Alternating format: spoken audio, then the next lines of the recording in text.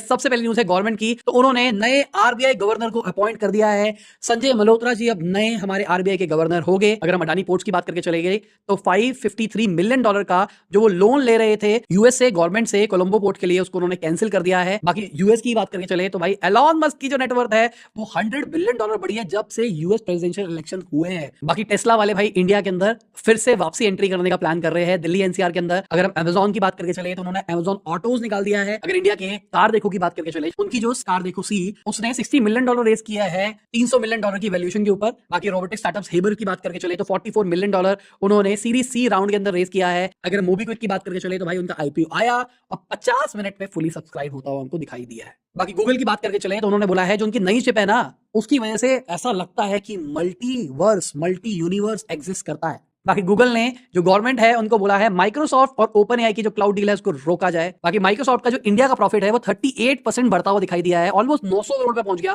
Financial year 24 के अंदर। अगर हम जेप्टो की बात करके चले तो उन्होंने जेप्टो कैफे को डीमर्ज करने की बात करी है, अगले हफ्ते उसको डीमर्ज कर दिया जाएगा। बाकी वीवा फूड्स की बात करके चले तो उनके फाउंडर ने शार्क टैंक इंडिया को ज्वाइन कर लिया है। अगर हम मिंटीफाई की बात करके चले तो $180 मिलियन $850 मिलियन की वैल्यूएशन के ऊपर उन्होंने रेस करे हैं। बाकी Indian AI startup LambdaTest की बात करके चले $38 मिलियन उन्होंने रेस करे हैं। बाकी इनोवेट जो है जो ओयो ने खरीद लिया था, उन्होंने 62 करोड़ का प्रॉफिट रिपोर्ट किया फाइनेंशियल ईयर 24 के अंदर। फाइनेंशियल ईयर 23 में 2.5 करोड़ का प्रॉफिट था जो कि इंप्रूव होता हुआ दिखाई दिया है। बाकी मार्केट की बात करके चले तो भाई मार्केट इंप्रूव होती हुई दिखाई दी है। 3 दिन से लगातार मार्केट घट रही थी पर अब बढ़ती हुई दिखाई दी है।